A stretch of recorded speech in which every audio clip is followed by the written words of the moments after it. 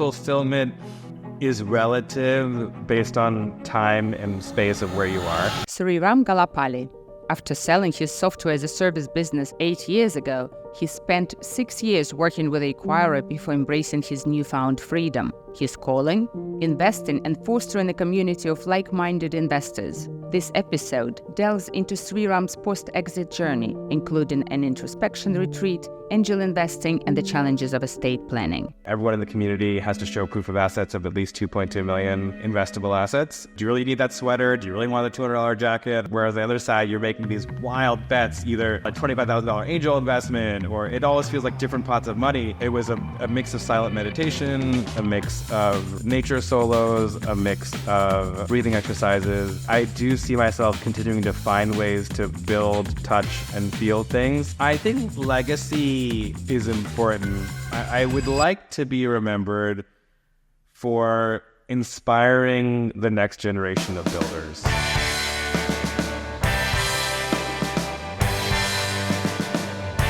Hi, Sriram. Hi there. Good morning or good afternoon. Very excited about this interview. Excellent. Yeah, me as well. One of the first I've done. So excited. So let me jump right in and ask you to go back to that moment when you sold ILab's operation systems, and how did it feel? Oh, good question. It was a mix of relief and a little bit of anticipation of what might be next. And also, most importantly, actually, how were we going to be treating the people that we'd been really shepherding over the last 10 years? Fantastic. So you bootstrapped it, didn't you? We did. We raised a little bit of friends and family back in the mid-2000s, and yeah, we got it all the way through a strategic exit 10 years later. So would you say it was a life-changing exit for you? I think so. Life-changing is always relative, but it was definitely bought us a lot of freedom to decide how to spend the next several years of our lives. Okay, so how did your thinking about the exit change over time? Because it was 8 years ago, wasn't it? You had a chance to process your experience by now.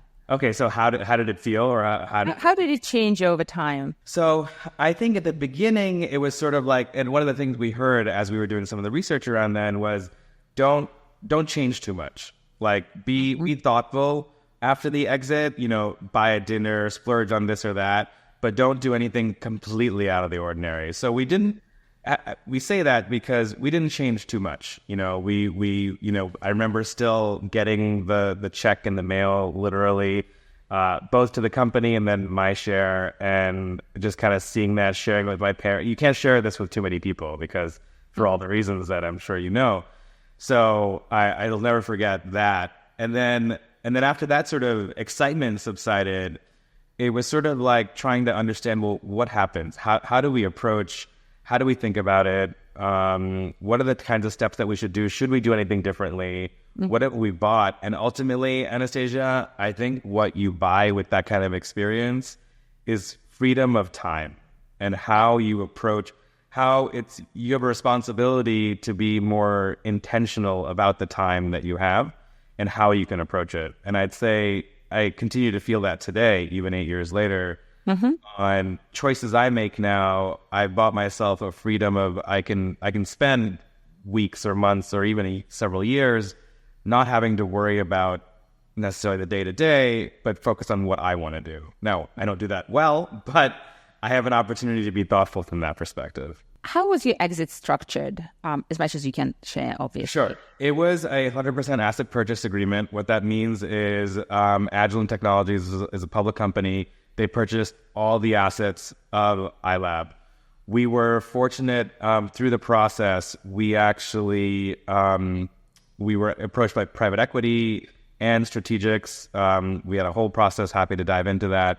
But we went with Agilent. They were a fantastic fit. They're still a fantastic fit today. They've taken extremely good care of our staff. I was shocked, actually. I left formally about a year and a half ago, or a little over a year ago. And I was writing my goodbye email, Anastasia, and I think it was when I was trying to look through the directory of the people that were still there. This is 6 years after I left. I want to say like 75% of the people were still at Agilent after we left. And that just really warmed our hearts, because we're so great to find a place, because I know I hear horror stories and things like that. Yeah.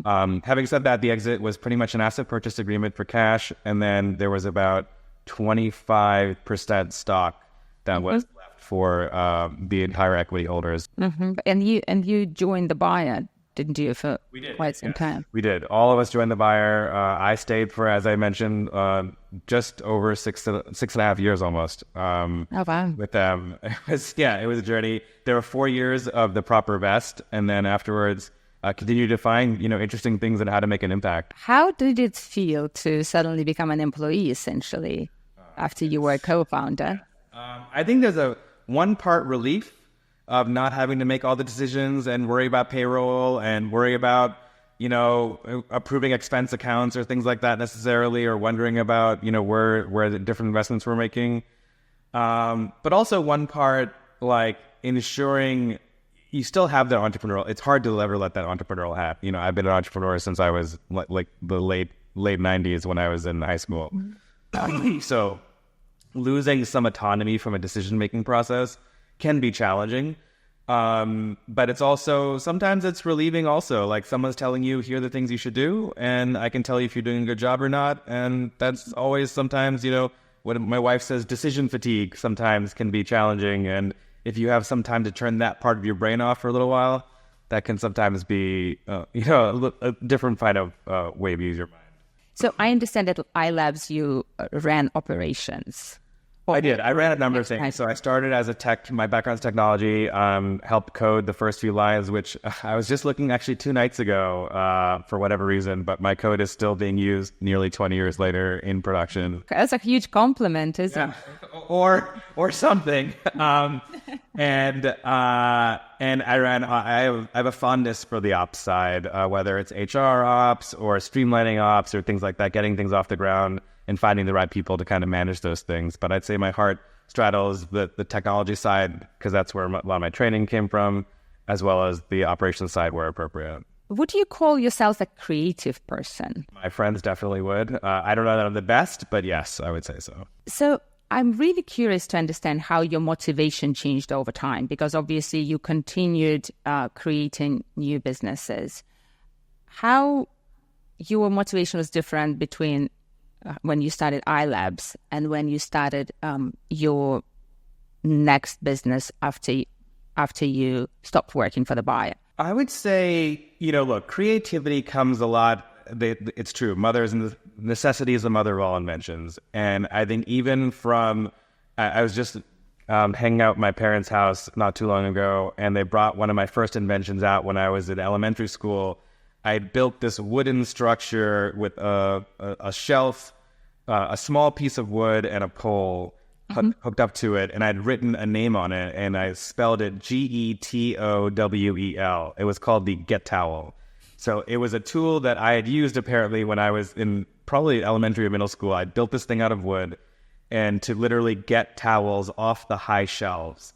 So I would say creativity has always been there. I think there's been a need to solve problems in whatever I might see day to day. In the beginning, it was around this whole B2B space for cancer research hospitals, which was pretty fascinating, finding a way to help them streamline operations. And then through the ideation phase, trying to solve personal finance challenges, children's organizational challenges that we kind of stumbled through, and then what we do today with Long and Goal kind of on the community side.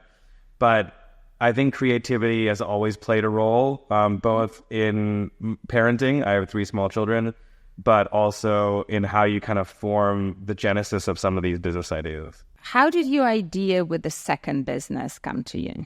Well, you have to define second, Anastasia, because I've had several seconds. Okay. So tell me about all of them. Tell me about the journey you had. I don't know how much time we have. I only know those you disclosed publicly. Yes. In high school and in college, my partner, who I'm still completely friends with, Tad, he and I started our last one with together. We've run through a number of businesses, everything from helping set up a social space for friends online in the early 2000s, keeping our high school class together, which obviously sounds familiar now, to helping people find and source raw diamonds for people. We thought we built a whole website to help people identify, help to kind of streamline the diamond buying process. We learned a lot through that process. Oh, wow. It didn't work out as time will tell, but it was fascinating to go through that journey. Today, even before we started Long Angle, Tad and I were going through a number of different ideation phases, everything from helping investors streamline K1s. For those of you that have those of you that have private placements, having and organizing K1s is a highly frustrating process, which should be much easier. So we kind of designed something around that. To things kids related, even today, Anastasia, if you go through an airport going past security, it is very hard to find diapers and baby formula. It's shocking. I was with my 9-month-old and 4-year-old at the time. We were flying back from New Zealand. We were in an airport. We were past security and we had checked our diapers in or something or similar, and we couldn't find diapers. So we kind of ideated a whole process around a vending machine for diapers and baby stuff. And long story, we didn't launch it just for TAM reasons and other complexities around regulations. But there are always these kinds of problems that we're trying to crack. Did you do all that while you were working for? Yeah, we had some nights and weekends opportunities to kind of, we definitely at Agilent, there were a lot of interesting ideas to solve with the buyer, both helping them kind of break into the next generation of software and technologies and solving problems at that corporate level. And we gave that our all. And I think it was a fascinating place. It's a fantastic place to work. I would recommend it both as a buyer, as a seller, as an employee. Great culture and everything else like that. But I think for us and in our stage of our lives, we knew we were kind of thinking about, after giving it a go, what could be next? And are there opportunities to go next?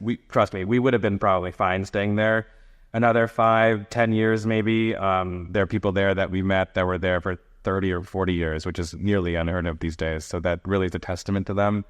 But for us, we thought maybe there's another go. We started a personal finance multi-factor hedge fund that we ran for about 3 years, working through a very interesting analysis of our funds and things like that. We shut that down. And then with Long Angle, though, that was also, again, a personal need, back to creativity. Is there a safe space to ask questions of friends who are fortunate to have an exit, or just be fortunate to be younger, good savers, or be in an industry that affords you to have more wealth when you're younger, and having a safe space to ask questions of each other in a community-like environment without fear of being solicited to.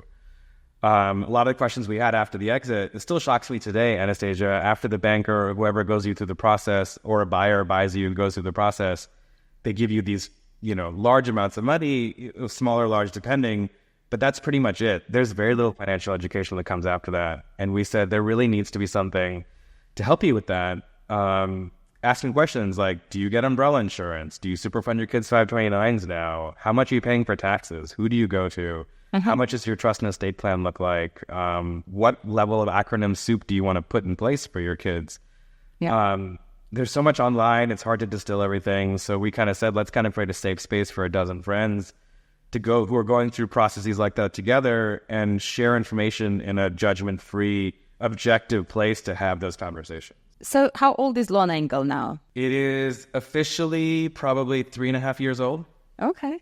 Yeah. How is it going? It's going really well. We started, like I said, with a dozen friends. We wanted to create a vetted space for this community, and today we have over 2,500 people. How do you vet people? Great question. Everyone goes through an interview. So everyone goes through an application process, but we keep it streamlined but objective. So everyone has an interview either in person or over Zoom. And we also really look for character, wanting to give back to the community, want to share insights, want to learn from each other. You might be a very novice, you might be an expert, but you're there to learn, and especially not solicitation. I mean, that's obviously the most important thing, but unfortunately, as you probably know as well, this world is full of people trying to make a business, which is fine, but trying to navigate that. And then lastly, we do wealth verification. Everyone in the community has to show proof of assets of at least 2.2 million in investable assets, liquid or illiquid. How many members do you have now? Just over 2,500. No, that's great. That's very fast growth, I think, in 3 years. Yeah, especially with the vetted spot. We went back and forth on vetting and doing all that stuff, but we got a lot of feedback from the community members that it's important to interview everyone, especially when Tad and I were doing them. So yeah, Tad and I each together have nearly met 1,000 people each. And it's been fascinating. Oh, wow. That must be taking a lot of your time. It is, yeah. Actually, just before this call, I met a fantastic hotel operator in Honduras trying to figure out what might be next. Or last week, it was an oral surgeon, and then obviously the early tech employees. It's been fascinating to kind of find and see the diversity of wealth, especially when we're younger. But I've now learned also a lot that wealth can be generated in a number of different ways. Tech exits are obviously a common one, but not the only way. Do you have regular meetings? Yes. So with Long Angle, we actually do quite a bit. So we do happy hours in most of our major U.S. and global cities, about 4 times a year. We do Zoom events 3 times a week, actually, on a whole list of topics. So last week it was related to healthcare, longevity, travel, home building. Mm-hmm. I think this week we're doing one on mental wellness and tax loss harvesting, asset allocation strategies. So we're finding topics that the community is interested in, and we kind of create basically small Zooms or breakouts, both hosted as well as just with community members. Great. So what does it give you personally? I would say it's fascinating, Anastasia. Knowing what I know now today, I think there's just such an interesting opportunity to help this demographic. Most of us are 30s and 40s. Most of us have 2 kids under 10, and some of us have wealth advisors, some of us don't. And most of us have like this sweet spot of 5 to 50 million. So we have, call it 4 or 5, or depending on who you talk to, 7 or 8 or 9 decades ahead of us still. And really helping us find intentional ways to think about what might be out there and discovering the unknown unknowns. Mm-hmm. For me personally, for example, we're just going through our personal trust and estate planning.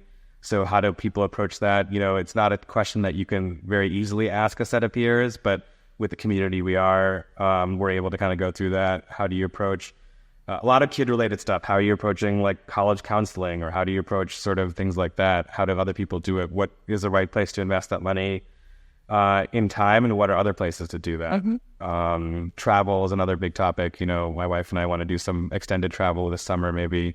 So how do you approach kind of travel with those periods with kids? So you do lots of angel investing. I do. How does that work for the community? Do you do it with the members of the community? No. So actually, it's a good point. So before I started Long Angle, while I was still with the buyer, I lived in Boston. I lived in Boston for about 15 years actually. So we just moved back to DC area to closer to family. In Boston, I had gotten together with some friends, and we had all had exits of different magnitudes and would really enjoyed angel investing.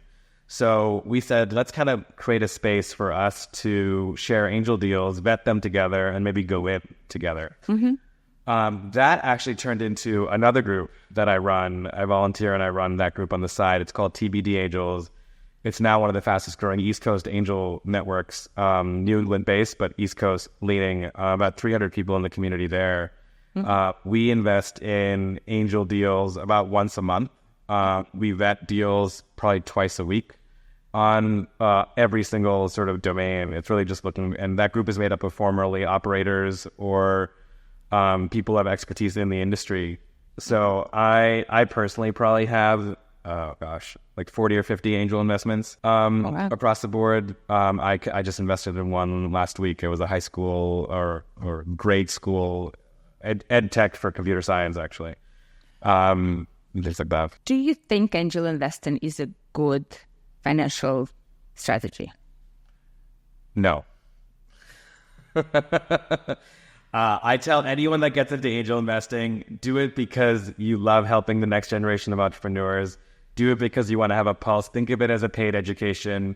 If you break even, you've done amazing. I honestly believe that. Yes, you might find the Uber. I think I was just reading another story about someone who exited for, I think it was like 300x in 2 years. Highly possible, but you could also go buy a lottery card and potentially do something similar. I personally have not had the exit, so I can't speak like that, or in that perspective from an angel, but it's just been so rewarding to speak to the next generation, figure out how to help them, connect them with the right people. As a portion of your financial strategy, if that is something for asset allocation purposes, go with a true angel fund that has been proven to get access to that. Otherwise, making individual investments, it's incredibly educational, but I would not say the smartest financial strategy. Do you think it's for you, it was a good way to spend your time? Spending time is an interesting question in general, right? In a limited time, I asked myself the other day, like, what would I do with another hour of the day? And it's related to working out because I just don't work out anyway. So I'll admit that the time I spend today is probably a little bit around mentoring, a little bit about deal flow sourcing, but it's not as much time as I used to do at all for a number of reasons, both for raising children, running long angle, and things like that. But again, it depends on what stage of life and what stage of career and what kind of things you want to do with your time. After an exit, I think it's a great way to spend some time to get a pulse of what's going on, because you get to almost get a paid consultative seat across a number of industries. Most likely with an exit, you have access to either peers or can get access to a wide variety of things. So you can quickly dabble across a number of industries, whether it's, one of our best investments was a women's champagne brand, for example, or B2B SaaS or social or crypto or health tech. You can quickly see all these things and realize, okay, well, I have a passion for this space, so let me go deeper now here. So I think it's a reasonable place to spend time as a post-exit investor, founder person, but it's certainly not for everybody. It's definitely a very popular activity, post-exit, as I'm sure you know. But lots of people regret doing it later because I think their expectations were different from yours. They actually did expect a big financial outcome, and often doesn't happen, or they expected to not spend time on it, and then they realize that without spending time on it, lots of startups don't quite have the experience they would need to succeed. So these people end up spending more time than they bargained for. Would you agree with that? Well, it's interesting, especially, as an angel, depending on where you're playing, you're generally playing in the pre-seed, seed space. And the impact you have then can be high, but as they grow, you may not be the right person. You're also most likely you're very small on the cap table for the founder, them being the founders. So yes, they're appreciative of you, but they don't really always have the time to give you the update that you're seeking or what have you. And the last thing I'll mention is it's a long game. There will be those few, diamonds in the rough that exited within, call it 18, 24, 36 months even. But most likely, if they exit, it's at least 5, if not 7, 9, 10 longer years. And the second thing that you sort of have to setting yourself up for is probably putting more in over time as new fundraising comes in. Are you willing to ride that journey completely, or let your slice continue to get diluted? Both answers are actually potentially fine. You have to make the bets correctly. For the post-exit founders that find themselves feeling like they're spending more time, I would ask them, are they getting the return on that time? Or do they feel like the return's actually there? Because chances are your time is likely better spent unless you're kind of really have an official relationship with that. So how do you invest your wealth outside of angel investing? What's your thinking? It's definitely ebbed and flowed in a number of different ways. In the early post-exit days, I did some Boglehead sort of broad-based index strategies, but I also said, look, I'm young enough and I think I'm smart enough that I should just be able to buy my own tickers and kind of equity positions and do that. I did fine. I didn't do amazing, but the alpha was actually fantastic. I doubled, I think, a lot of the proceeds within 3 to 5 years. Now, again, nearly anyone could have in that time period of 2017 to early 20s, but again, you had to kind of be in the right spaces. Across almost any industry and any investment, you could have done that. But like I earlier mentioned, I now get 50 or 60 different K1s, a lot from the angels, but also a lot from a lot of the private placements that I do. I'm sort of biased towards some of the secondary offerings, private market offerings that are out there, the unique fund structures that have a unique space to arbitrage and find unique private equity placements. Getting access to those, which we've been able to do through Long Angle and other places, has been a growing portion of my portfolio. I have a little bit of real estate, and then everything else I'm actually now trying to simplify a bit more into broad-based indices, like the BTIs, ZBOs, a little bit of VIXs, maybe some international exposure. I still have several individual ticker symbols. I bought a share of Berkshire A after the exit for fun, and that's phenomenally well, fortunately. So I think there's a reason to get some more simplicity. My accountant would love if I had more simplistic approaches. My wife would probably love it if I had less places to log into. So I had a fun eight-year journey in that process, and now I'm slowly realizing I want to spend time in other places so I can simplify that, realizing the return profiles along with the private equity placements are likely going to be more than fine. So, and then offering myself to kind of invest in other areas. Do you find investing fun? Investing in what? No, that's the question. The process. Yeah, just the process of investing comparing to the process of building a company.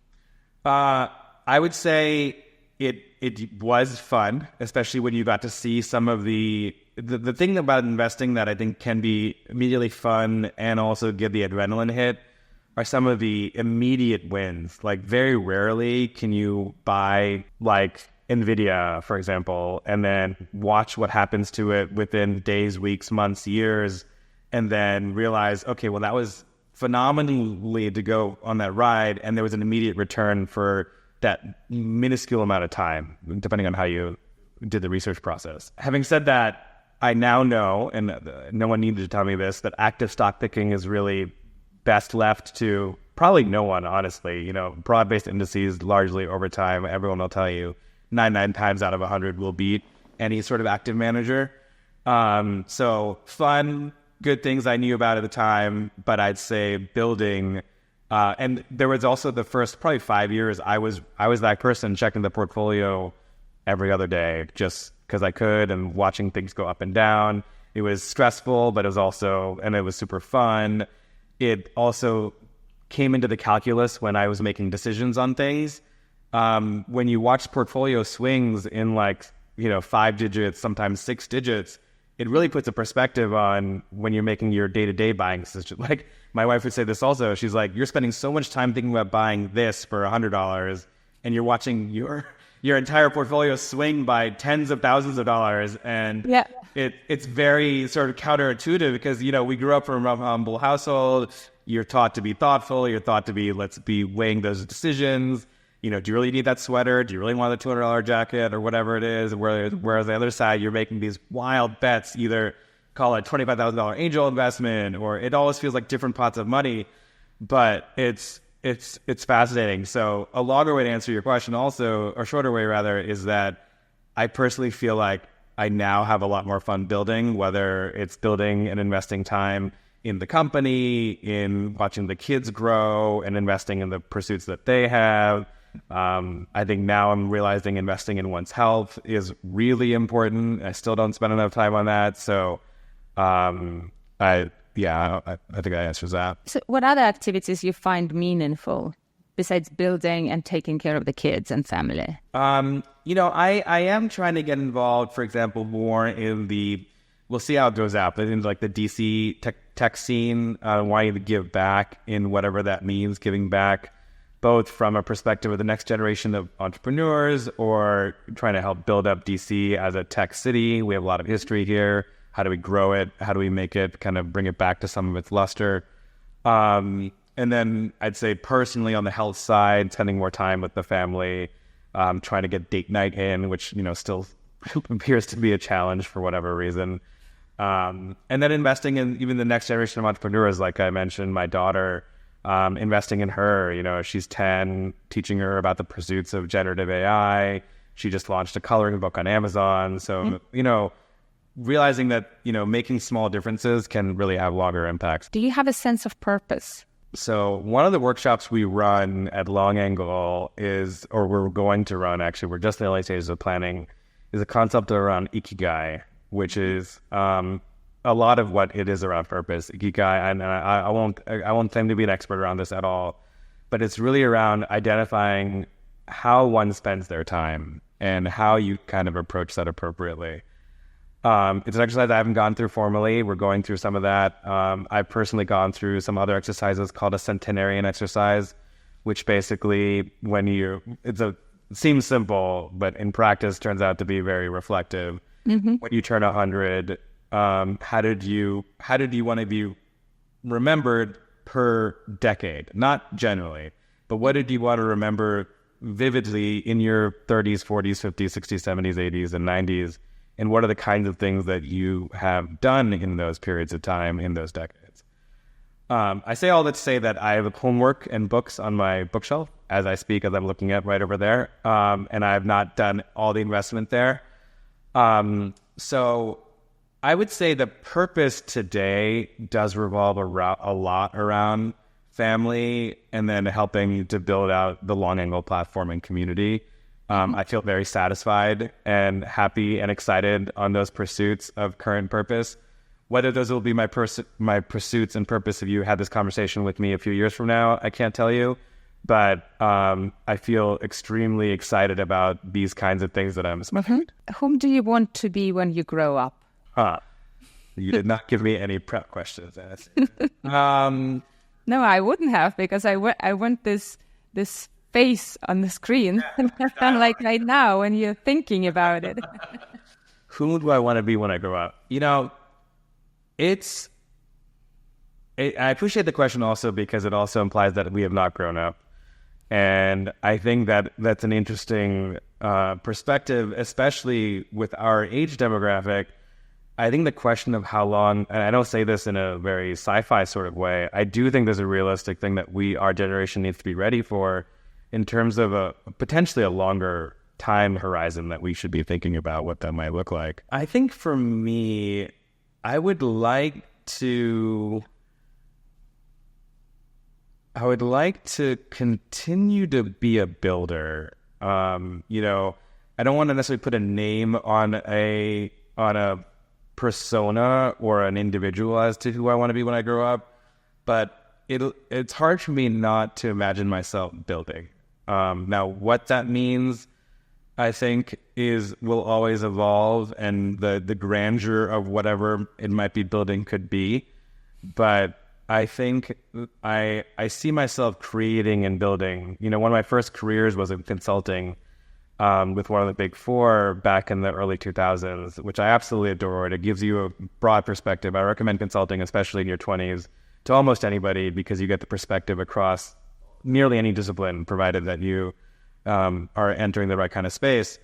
And I have a lot of appreciation and respect for people that continue to stay in that, especially in their 30s and 40s. The one thing I will say that was somewhat challenging about that space, though, was not feeling like you have a tangible legacy left from that. It was a lot of recommendations, a lot of areas to leave impact on the organizations that you were working with, don't get me wrong, but I wasn't kind of building that widget. You know, I'm working on a Lego set, for example, with my middle daughter. At the end, we will have the end result. It'll be something that you can kind of see, touch, and feel.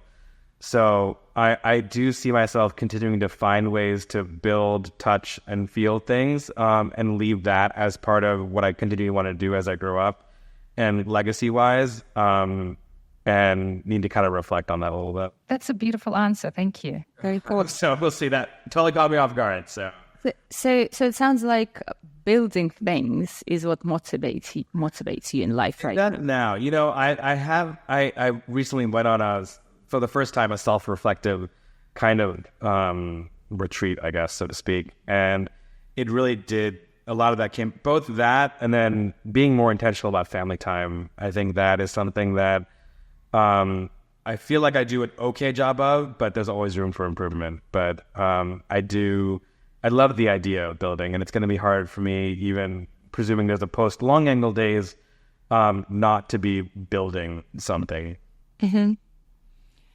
Tell me more about this reflective or introspective retreat. So that was 2.5 days in the Catskill Mountains, run by, I guess he was another former Exited founder, Peter Corbett. And I had no intention of ever doing anything like this before. It was posted in one of the groups I was in, and I looked at it for a second, and I was like, you know, I don't meditate today. I don't really do a lot of personal investment in myself at all. And anyone can tell you that knows me.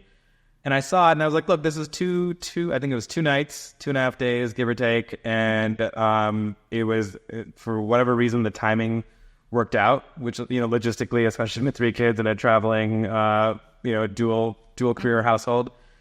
So I talked to my wife and we was like, okay, yeah, why don't you go try that? And, never done anything like this before. I would probably do something like this again. In fact, I told him and others that I would not only want to do that again with my wife, because I thought that can be particularly, reflective as a couple, but also as a family. I think those kinds of experiences are rare, and, being in an environment like that to both, and it was pretty simple stuff at the same time. It forces one, mindfulness and things like that are ones that it's hard to make time for, but when you make the time, you realize you should be making more time, just like a number of things in your life.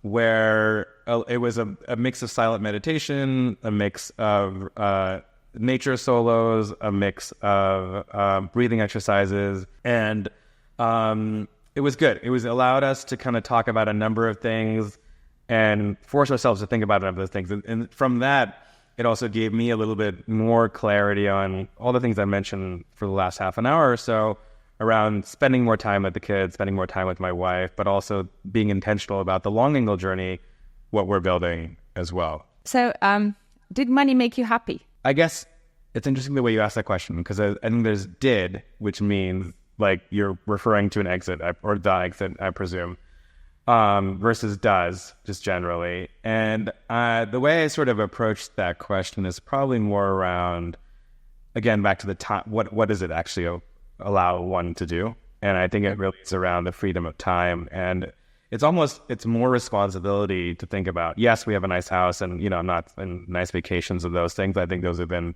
adding to the life's experiences, and allowed us to be things like that. But I think there's also components of, it almost adds a lot of responsibility around both raising the younger generation in a certain way. How do you be more intentional about, my wife and I talk about this all the time, bringing different realities to them, sharing different experiences with them, and things like that, where money allows a number of those things and allows you to kind of bring a lot of those experiences to bear, and it kind of allows you to multiply a lot of the things that one can do if kind of being intentional about it. So did the event make it happy? Yes, I think it was a great sort of realization of the goals of spending the last 10 years. We hadn't necessarily expected something to go that way. We were having a fantastic time working with our friends. We would have kept doing it if we had to. It was stressful. I'm not going to lie about that, but it was good. It was fun. We were making an impact. We had built something, and we had changed the lives of many of our employees and our team members, which we fondly have great memories of. So I'd say it was happiness from the perspective of going through the journey, keeping them in a safer space, not having to worry about stressing about them as much, and allowing us to give the freedom to make some more choices in the future. But I think just money being a happiness factor is probably not the way I would totally look at it either. Do you ever regret selling your business? Probably not. That one, I think it was a good time. Like I said, and I don't know enough about your journey, but most entrepreneurs, you kind of hit that point. We were doing well. It was a very healthy cash flow business. People were great, but it is anyone in the business of building product and service. It can be, you're always building a product and service, and there will always I think that one of the most challenging things about that, especially in a B2B space where I was, is being the kind of person that I was and many of our team was also, you're unintentionally always letting people down in some perspective. Like there's always someone asking for this feature or that feature, or wanting to see it do this way or help them solve this problem. Oh yeah. And there are only so many things you can do. And that was sometimes challenging. It was also invigorating because it said there were so many challenges to solve in the space for that particular problem that we had found. But I think it was a good run. It was a good 10 years of my life. It was most of my 20s and my early 30s. And I think I would not have done it any other way, and allowed us to kind of figure out what the next chapter could be. No, of course. Did you feel that you needed to go through therapy after the exit? No. And I think for two reasons. One, culturally, Therapy is not as common and is never really even seen as I wouldn't say option, as a toolkit or part of your toolkit. I guess as common, especially then. Now I think the stigma is changing and a number of how you approach it's changing. And then two, I had some time to pause and reflect, but I didn't really have that much time to pause and reflect. You know, as you go through the transition of being integrated into a larger multi-billion-dollar organization, you're kind of going through that process for the first few years. Then you're kind of trying to make a name for yourself within the organization for the next few years. And then you're trying to figure out, is this the place I want to stay and ride the next 10 years of my career journey, or do I want to approach what to do next? And I think a lot of it had to do with having an extremely strong support system. I'm beyond thankful for my parents, sort of quote unquote, allowing me to even go on the first part of that journey after going through investing in schooling and everything like that, and doing really well at my consulting opportunity, to then come to them and say, I'm ready to quit, go live in a small townhouse with 6 guys and, you know, drop my salary to nothing after just going and spending all that investment on my college education and leaving a really well-paying Big Four job. I think having the support of my parents to say, that's fine, like, we trust you, you'll be fine.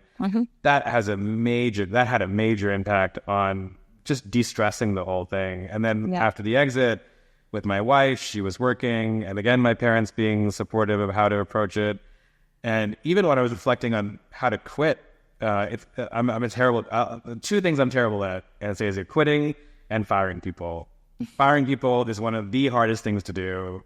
Of course. And whenever you do it, you always wish, both you and that person wish you did it earlier. That's a whole different story for another topic, another podcast. But I'd say allowing that and allowing both, having the support structure, I was going to say, with my wife, my family, I think, and my business partners, of course, I shouldn't say that.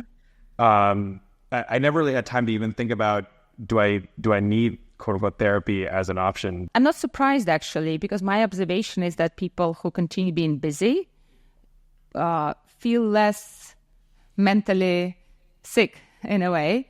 But those who immediately stop working after they sell their business, that's when you get hit by that emptiness and people start questioning their mental health quite a lot. How about spirituality? What are your thoughts on that? I would say I was raised, I'm a born Hindu, practicing Hindu. I'd say Hinduism,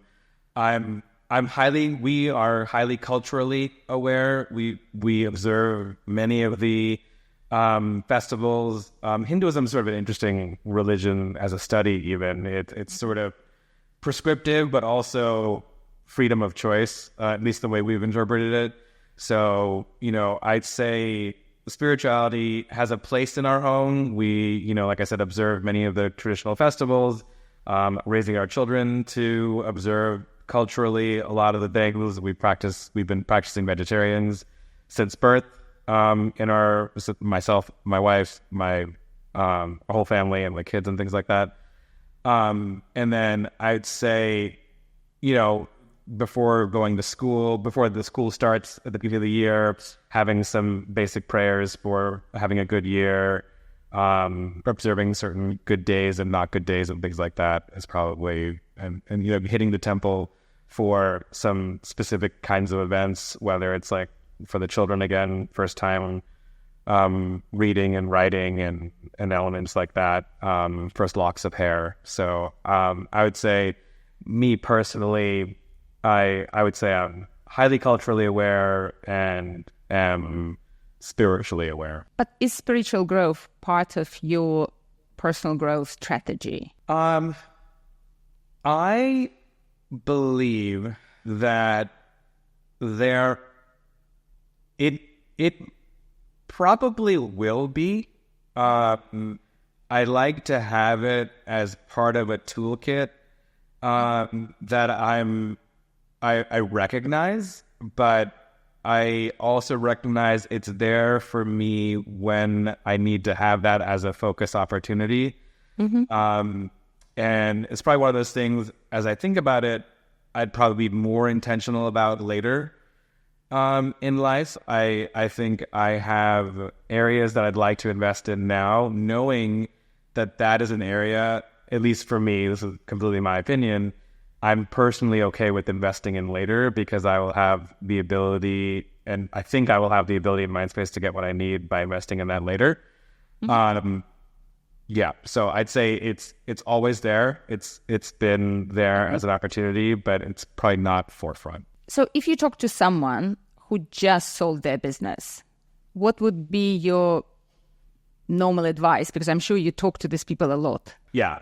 First and foremost is do nothing. Like, basically, really, you hear this a lot, you see this a lot, splurge on the things you need to splurge on, but don't splurge on something crazy. Splurge on things where the mistakes are, can be made. But also do recognize it, do appreciate that you did do something. You should feel like the accomplishment that you just did most likely you're in rarefied air. And whether that exit was for tens of thousands, hundreds of thousands, or tens of millions, you still did something to kind of create something that then yielded some sort of exit opportunity on the other side.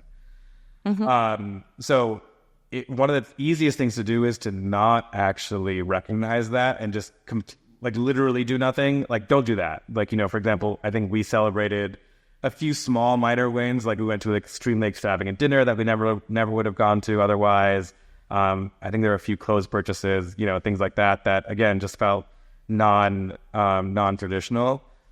And then, of course, we had some larger purchases around homes and renovations and things like that. But after being a little more methodical and what we could afford, I think the other thing that we were kind of reflective on is still, at least the mindset that we were in, is live in an affordability zone. Never overextend yourself, even with this exit. You don't know if this exit will happen again.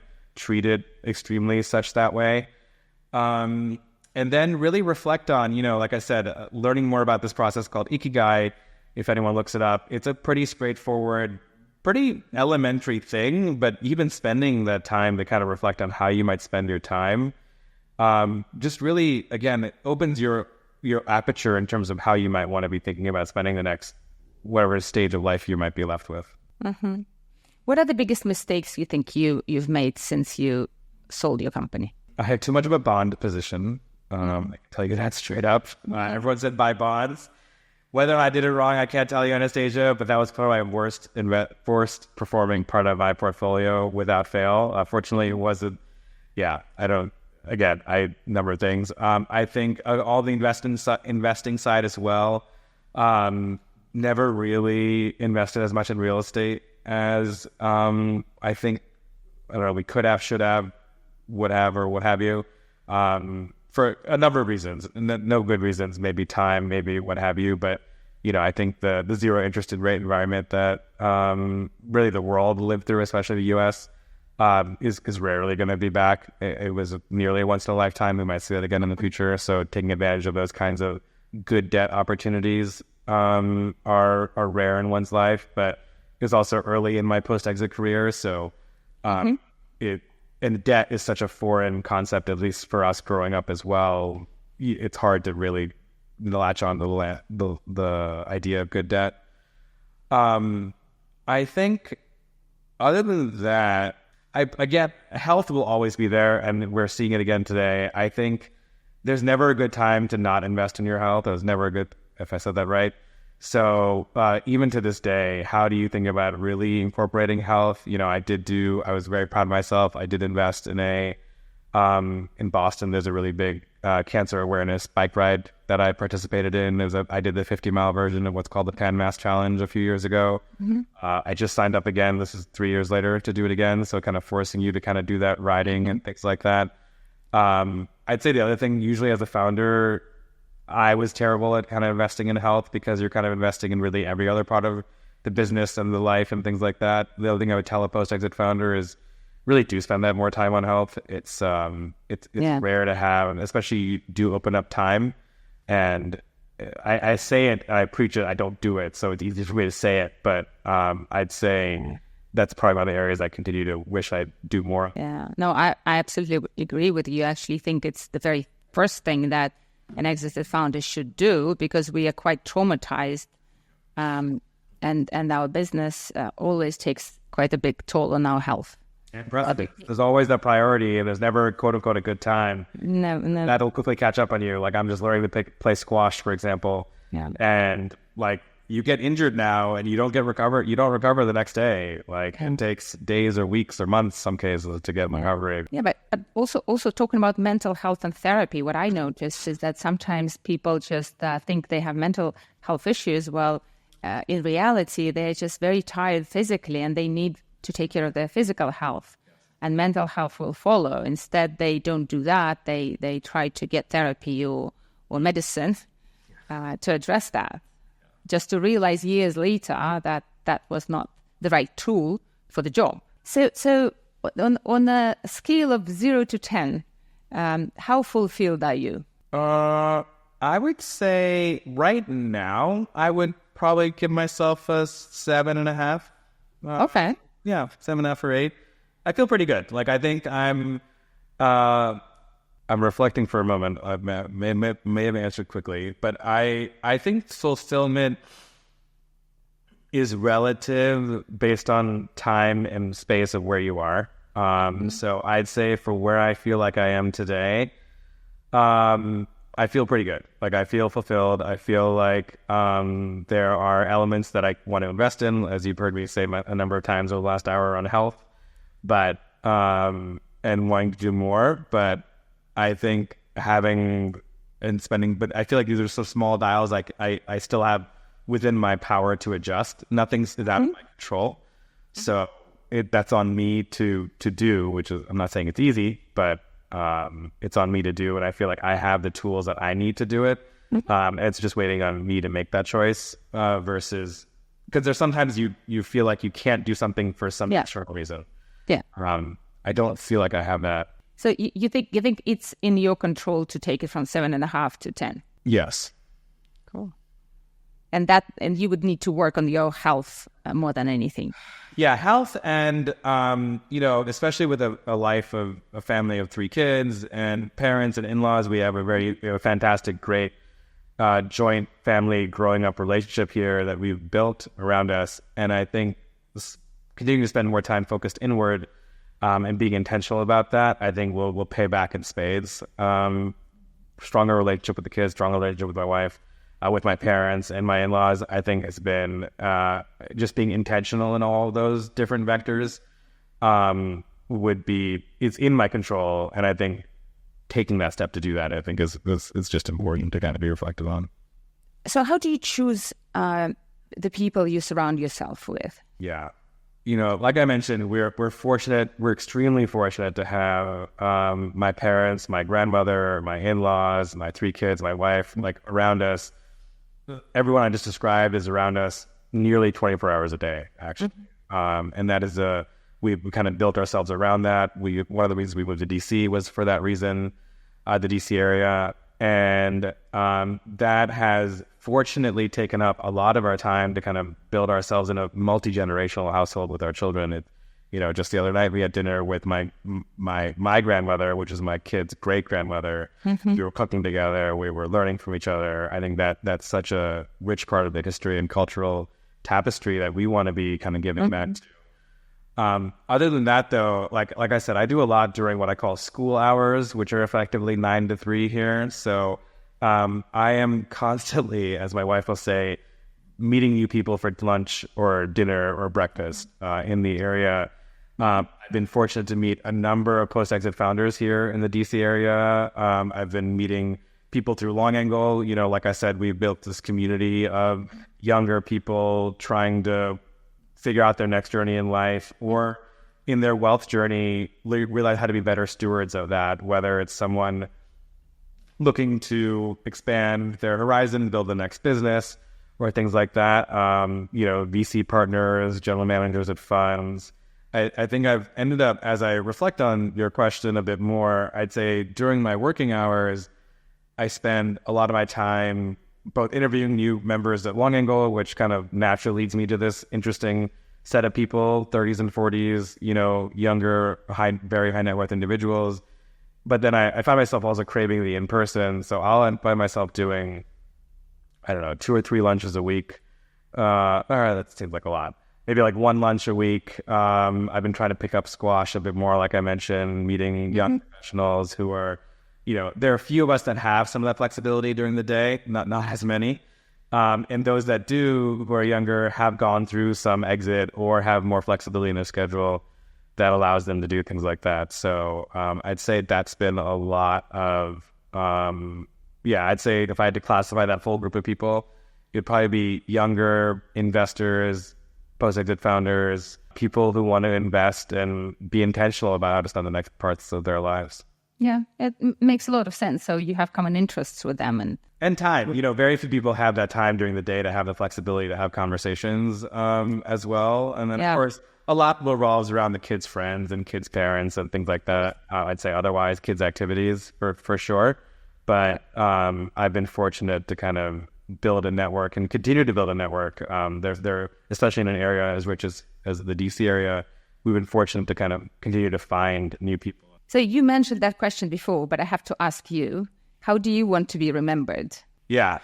I think legacy is important. I would like to be remembered for inspiring the next generation of builders. If I had, I've never had to put that pen to paper, Anastasia. You're one of the first people to ask me that, and I appreciate the question. I think as I reflect on that through this conversation, it would be around a lot of that, especially going through this journey with my daughter right now.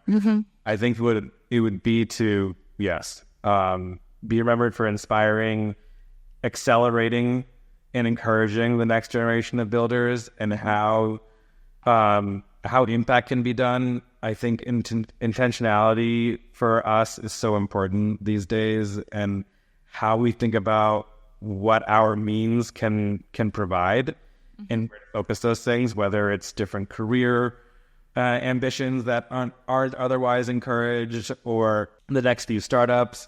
In fact, just 2 or 3 days ago, I met someone who knocked on our door, and he was running he had started the high school entrepreneurship club, and he was trying to, he gave me a quote for washing my windows so that I could raise funds for their next meetup. And I said, I'd be happy to do that. Let's negotiate a price for that. But also happy to kind of come talk to you. I'd love to see what you're all doing in this generation. And he was already talking. He's like, 15, I think. Talking about digital currencies and, whatever generative AI might be bringing, and how do you kind of accelerate those kinds of things. So how that manifests itself, I think time will tell. Fortunately, I think I have a fair amount of time to do that, but I think that would be a fair place to start. Sriram, thank you so much. I really, really enjoyed this conversation. Thank you so much for joining me today. Yeah, I appreciate it. Thank you so much, Anastasia. Thank you.